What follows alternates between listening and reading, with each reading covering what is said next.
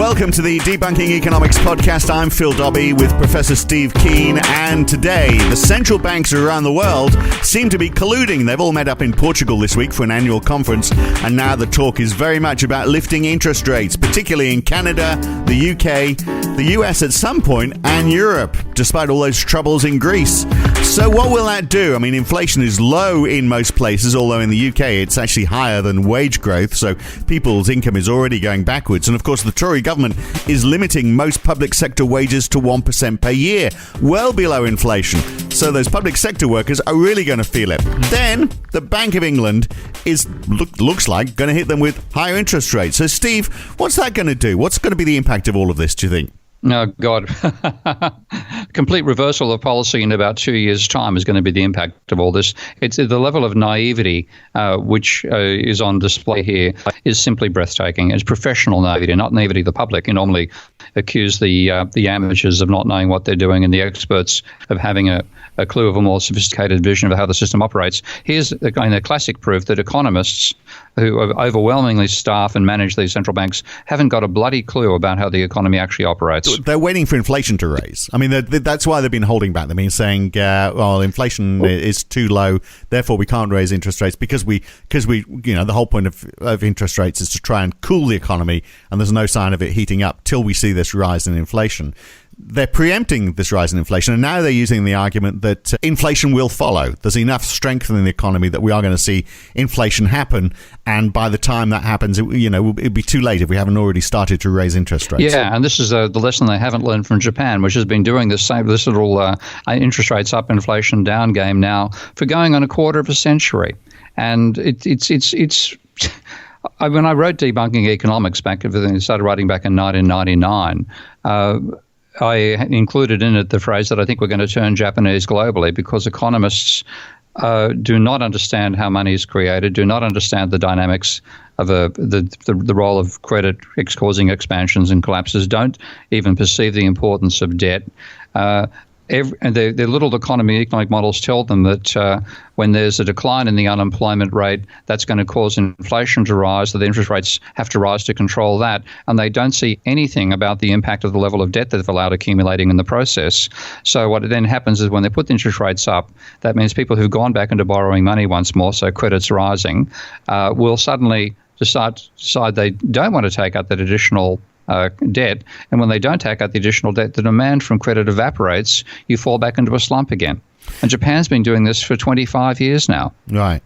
And yet, I mean, obviously the reason why that level of debt rose in part is because interest rates have been so low. No, we're talking back during the 1980s. When interest rates are actually quite high. The growth, and this is the classic experience of this, is actually the UK's, and probably the most remarkable chart for me in my most recent book, Can We Avoid Another Financial Crisis, was the chart showing the level of private debt to GDP in the UK from 1880 to today. And from 1880 to 1980, the whole century, it had no obvious trend and it never exceeded 72% of GDP. From 1982 until 2010, it went from 55% of GDP to 195% of GDP. And that incredible increase in credit occurred because we had both a deregulated financial sector, encouraged to lend money, and the whole sort of belief that the world, that when you remove regulations, you free up capitalism and bang, you get growth. What you got instead was growth in credit. That occurred. That caused a huge boom, and then a collapse, and then another boom, with deflation becoming the rule from 1980, about 1990 on. And now we've ended up where we are now. Interest rates were almost an irrelevant, not irrelevant control, but had far less control because the people who thought they were fine-tuning it had models in which there was no role for credit and no role for debt. And they've been through a financial crisis caused by too much debt. They still don't realize that's what actually caused it. And now they think they can just fine-tune these rates, these flow rates they have in their DSGE models, because all the flow variables they look are back to the levels that they think are sustainable. But the stock variable they ignore, which is the level of private debt, is far higher than it was back in 1980, let alone back in the 1950s and 60s. So when they put these interest rates up, they're going to cause the the credit flow that they're ignoring, and they don't even take this into account in their models, that credit flow is going to disappear, the demand will fall over, the economy will go back into a slump again, and they'll be forced to reverse direction. Right, and they're not giving themselves a lot of wriggle room, are they? Because if they raise interest rates by, say, 0.25%, and it has an impact, or 0.5% or whatever, and they want to backtrack on that, I mean, they haven't got far to go, have they? It's trivial. Like, again, if you wonder why are they doing this, why do they think controlling interest rates, varying interest rates, is going to have effective control of the overall economy? It's because the core model they've got has the rate of investment depending upon the rate of interest, in the sense that if you put the rate of interest up, you increase the discount rate that firms are supposed to apply to what they think is their future cash flow. And so at the higher interest rate, there therefore be a lower level of investment, which will reduce the rate of growth of the economy and let you fine-tune it to get that target that they're aiming for, which, I talk about having a 2-3-4 rule. Yep. They have a target rate of inflation of 2%, real growth of 3%, and the interest rate of 4%. Those are the three magic numbers that dominate their models. Now, they're not going to.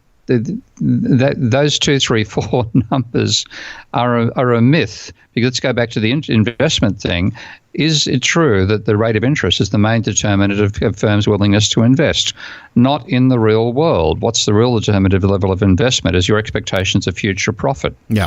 Now, is someone going to buy what you're investing to make? Yeah, and if that then depends upon the demand you're seeing. Now, the demand itself has two components. It's the turnover of existing money plus credit.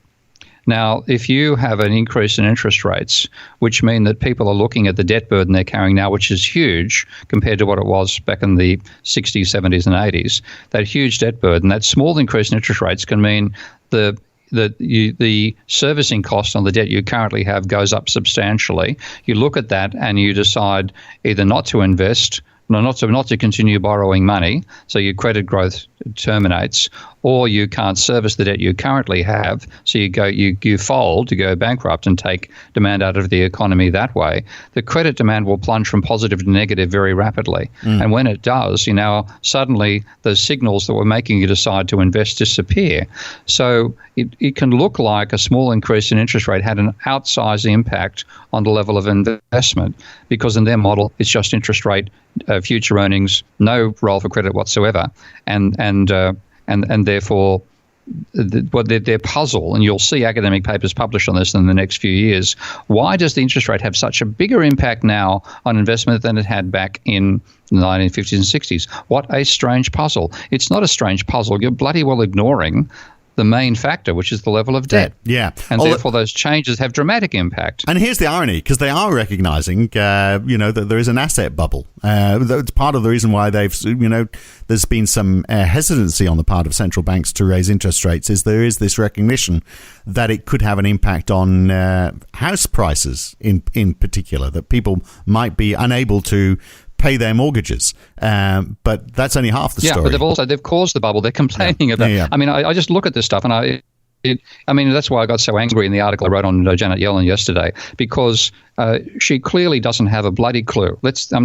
She understands a model of the economy which is wrong. She does not understand the economy at all.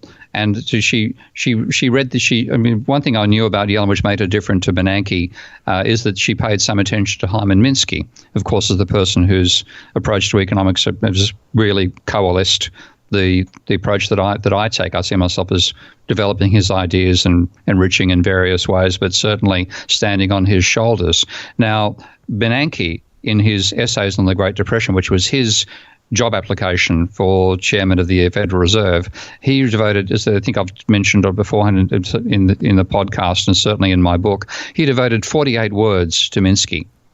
And those 48 words included that Hyman Minsky and Charles Kinderberger have on various occasions argued for the instability of the economic system, but in doing so have had to depart from the assumption of rationality. Footnote adds, I don't doubt the importance of irrationality in the real life, but I think the best research postulate is to push the rationality argument as far as it will go. End of. Can I use a real French word here? Of course end you can. Of fucking story. Okay, end of fucking story. That's all he bloody well said. That was the end of consideration of Minsky. Now, Janet was invited to speak at the Levy Institute in upstate New York. And the Levy Institute, a bit of a long story here. Jerome Levy was an engineer whose father owned a textile business, and so back in the 1920s or thereabouts. And he applied mathematics of engineering, which pretty much second-order damped oscillation models, to looking at the past price dynamics he'd seen for purchases of textiles and then the market itself. And he worked out there was a sort of a damped oscillation going on there. So when there was a boom going on in the price for textile merchants come around to say, how much do you want to buy? Jerome Levy's answer is nothing, zero. They're saying, but look, the price is rising like crazy. If you don't buy now, it's going to cost you more in the future. He says zero. Price crashes. All his competitors go bankrupt, not all, but a substantial number. He then buys them up and becomes a billionaire. Yeah. And then in that process, he realized the mathematics of Mikhail Koleski, who's a Polish economist who's seen as having done a lot of the work that Keynes did before Keynes did it, and again using engineering ideas from his time as an engineer in Poland. And so the Jerome Levy Institute becomes tied up with Koleski, which also influences Minsky, which means in Minsky's final years, he was actually sitting in office in the Jerome Levy Institute in Bard College in upstate New York. Long story. I then wrote a large part of Debunking Economics in Minsky's office. Minsky died in 96. I was there from 99 for 6 months during my sabbatical leave. Anyway, Janet Yellen spoke, I think in 1996 it may have been, the last year of Minsky's life at the Bard College. She didn't have a clue about Minsky clearly at the time she wrote. She was extolling the virtues of CDOs as a way of reducing risk in the financial sector. But she came back in 2009 and gave a talk to the Hyman Minsky, whichever it may be, maybe I'm guessing it was about conference number 19 in the series of Hyman Minsky conferences named after Hyman Minsky at that center. And she read him well. The amount of attention she paid was zero. And so she comes out yesterday, when it was the day before yesterday, when we were recording this podcast, in London, and says she doesn't think there'll be another financial crisis in her lifetime. And by this, you mean her lifetime, you meant the lifetime of the audience she's speaking to, so 40, 50 years worth. I was going to say, perhaps she's very ill. That's the only way. There's only two ways you can actually rationalise her comment. Either she's going to die tomorrow, and therefore there won't be a financial crisis in her, or she hasn't got a damn clue, and she thinks it's all due to exogenous shocks. And we had a big exogenous shock back in 2009. So the odds of another exogenous shock of that scale are so low that they won't occur for 50 or 100 years, like a 50 or 100-year flood. And therefore, we're all safe to ignore the possibility of one in the future. Right. So people like that are making decisions about economic policy. So the fact that we have this collusion going on, Canada, the UK, the US, Europe. Interestingly, not much word from Australia. But central banks tend to be all saying now, well, let's all do it soon. Let's all raise our interest rates rather than, because they're all together in Portugal, obviously they got drunk and thought this is a good idea. But, I mean, is there a story in that? Why are they all doing it now? Is it because they fear that the flow of money of one of them does it and the other one doesn't? Or it's because it's groupthink. Right. They're all mainstream economists. They've all got PhDs in DSGE models of the economy, and they're all looking at the same way of modelling the economy, which happens to leave out the role of credit and leave out uncertainty, two minor aspects of the real world. And therefore, these signals, they're seeing they're all going in the same direction. So thank God we're through the crisis. Let's start putting rates up. The only reason I can give a positive for them in putting rates up at the same time is because they've finally realised there is a carry trade. So if there's a big gap between interest rates in one country to another, there'll be the Mrs. Watanabe effect, I think it's called. Yep. People will transfer money across to their country with a higher interest rate and make a double gain or capital gain, as well as because of rising appreciating currency. Plus also they get a higher rate of interest. So they're by coordinating, they're trying to cut out the Mrs. Watanabe effect. And on that basis, I'd give them 7 out of 100. That much. So look, we've spoken before about Canada because they are carrying so much debt.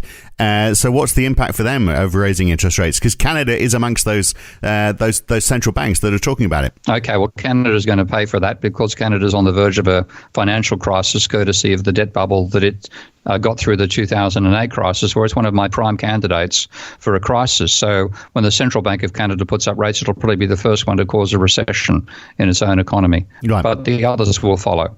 So step by step, I mean, clearly pushing up interest rates is going to make it very hard for those people who have borrowed too much money to pay their mortgages on their homes and their investment properties, and people are going to stop. People are going to stop borrowing as well because the interest rates have gone up. So that's in effect sucking money out of the economy in both directions, isn't it? Yeah, and this is the real hole, because credit demand will go from positive to negative in response to an increase in interest rates, given the level of debt we've got right now, private debt. Then demand will suddenly vary dramatically, and they'll spend all the time trying to decide why was there such a sudden slump in investment, because they're ignoring a major source of demand, which is credit. So credit is rising in the UK, it's rising in America, it's still positive in Canada. That's going to turn negative regardless of what central banks do there.